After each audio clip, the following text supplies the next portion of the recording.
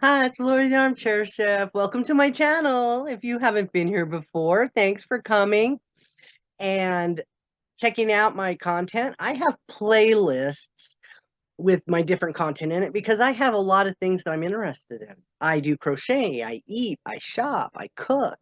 So I've separated those into playlists. So if you want to go take a look at all the food tastings I've done, you can go check out that playlist.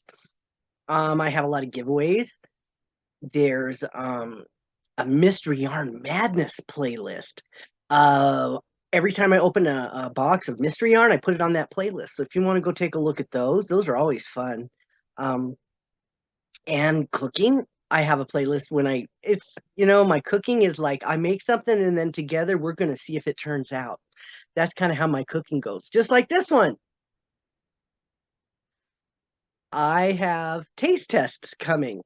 So stay tuned for a couple taste tests and I'll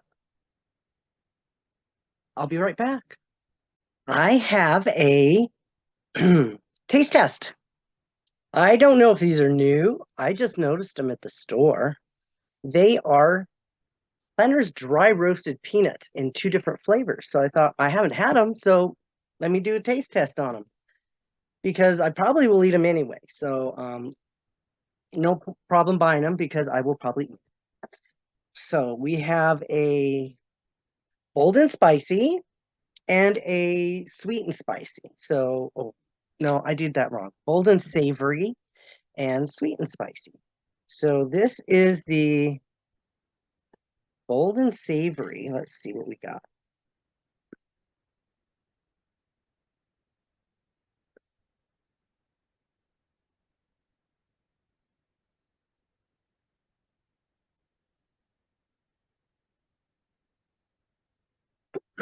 Dry. It's kind of like making peanut butter in your mouth. Let me suck on a couple, see what the flavor is.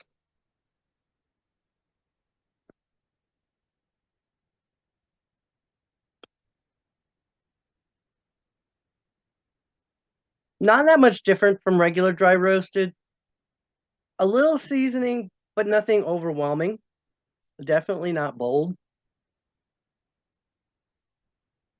Just a little extra tastiness on a plain peanut. So, okay. Well, let me try the other ones. This was sweet and spicy. You'll see how spicy these are.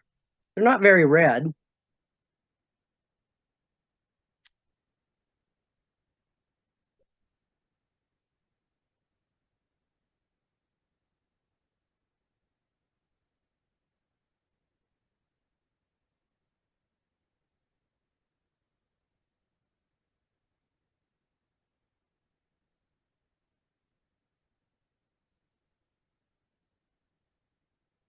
Again, with the peanut butter in my mouth.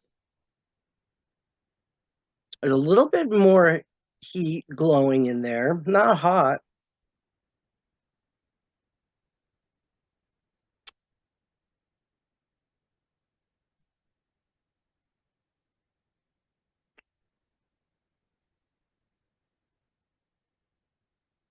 There's a little more heat.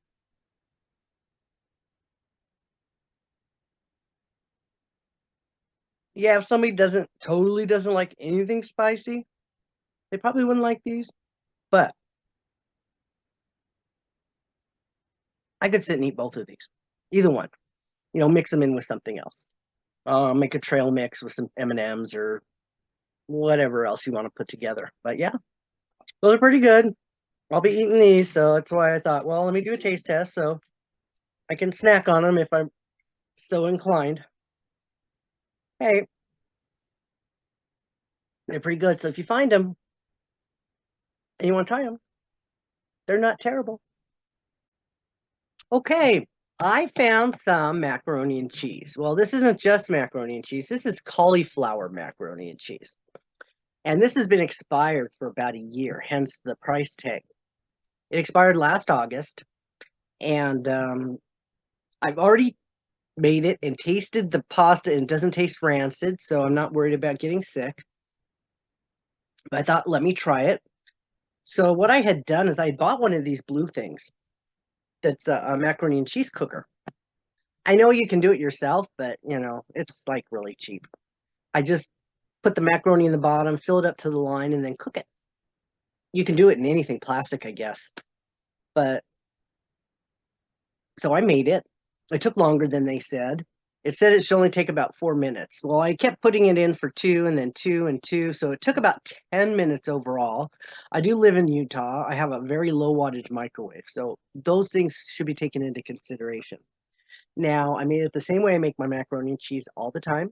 I used like unflavored almond milk, a few tablespoons. I used 3 heaping spoons of margarine, and that was it. The powder mix smells exactly the same.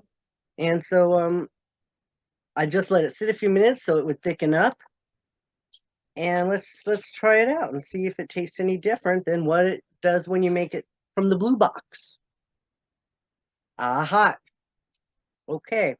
Let's not mix it up before we taste it, because that's where all the hot stuff is on the bottom. Oh, how are you today? I'm filming these while I'm recovering from a little cold, so that's why I may sound a little funny. Apparently, I got a little sore throat. Quickly did a COVID test. It wasn't COVID, so it's like, okay, probably allergies, allergy induced, or dealing with the public, which I never did before this new job. I caught something. So I'm trying to keep it in my head so it doesn't go in my chest. When I used to smoke, I always got it in my chest. I always instantly went down in my chest because you're vulnerable.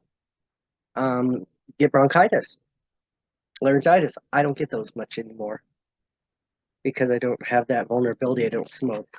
So let's try this.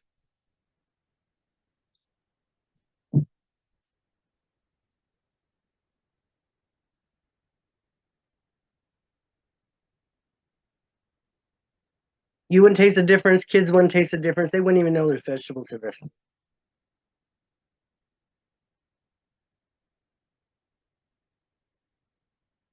If you could get fake pasta, any kind of fake pasta, put it in a bowl like this, and put water up to that line, you probably could do the same thing. And then just get a cheese sauce, get Cheese Whiz, maybe. It's not going to taste exactly the same, but it could be a way to do this without having to, buy it in a box. I might try that and see how that works in another video. Just use pasta I already have with the same instructions and see how it works. And I could use instead of making cheese sauce, I could use my pasta sauce. That yeah, then I'd be making like spaghetti instead of macaroni and cheese. Well, we'll see. Try this again.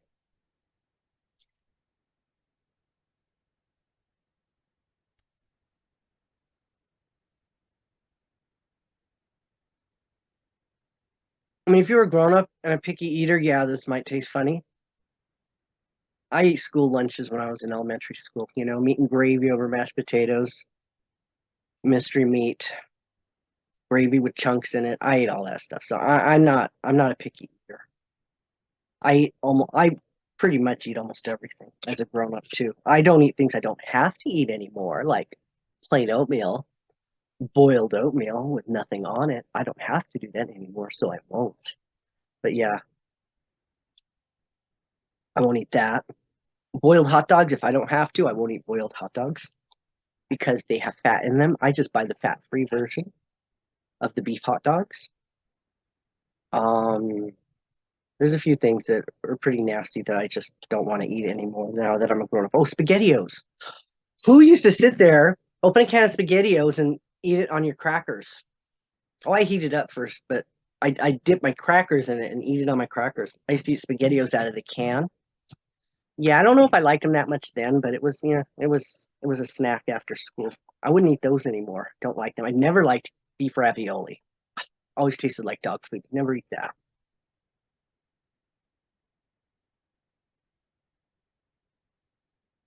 What are some things from your childhood that you had to eat that you would never eat now as a grown up?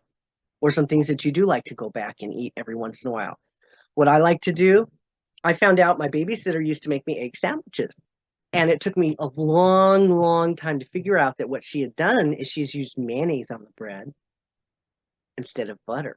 And it gave it that little tang. And I love egg sandwiches, and I put the mayonnaise on it. Not Miracle Whip, just regular old Hellman's, the little tang of the mayonnaise.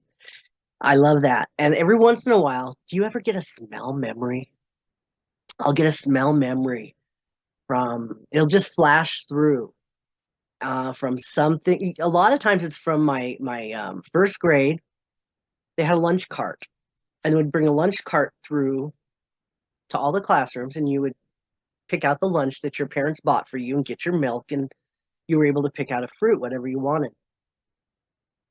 I would pick out a bologna sandwich usually. They had bologna sandwiches, and they had oranges and apples, and sometimes I get the smell from that cart um, of the bologna, a bologna sandwich.